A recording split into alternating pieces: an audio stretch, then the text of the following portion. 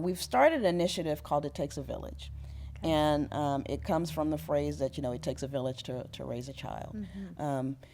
It started from last year. I started at Arms Wide in April, like right at the beginning of the pandemic, and in working with my recruitment team around some of the things that we wanted to do, visioning what Arms Wide could look like. I shared an article and some information with my recruitment team, and we were primarily talking about how do we increase recruitment for foster and adoptive families. Well, one of the articles was about a program in, I believe it was Seattle, called It Takes a Village. And so Ashley Sims, who is a recruitment and training supervisor, reached out to the person who developed that program and asked him, what did you do? How did you do it? What did it take to do it? And so she came back and she talked to me and she said, I want to do that. We know that there's an issue of African American children being overrepresented in our system. So this is one thing that we can do to address it.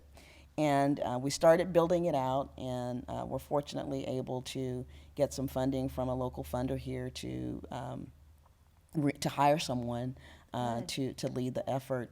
And it's a multifaceted outreach program that is not just focused on finding families for African American children, but also focused on supporting kin caregivers. Yeah.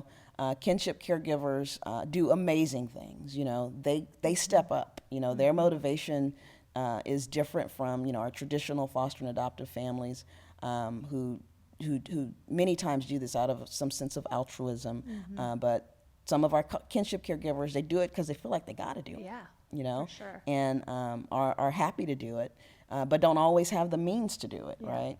So part of the It Takes a Village is around building supports to help those families as well who are caring for children to keep them out of foster care.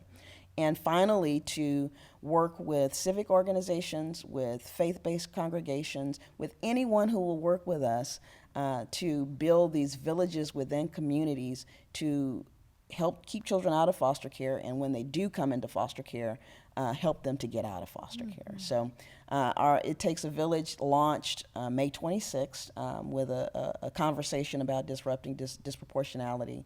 And we're really excited about what's to come. We're in the beginning phases of developing community councils and finding out where are the resources and how do we navigate and pull them together to create these villages, because it ultimately is not an individual responsibility. It's a community. Yeah. It's a community concern, and it's going to require community solutions. Yeah. And so that's the response that we're taking.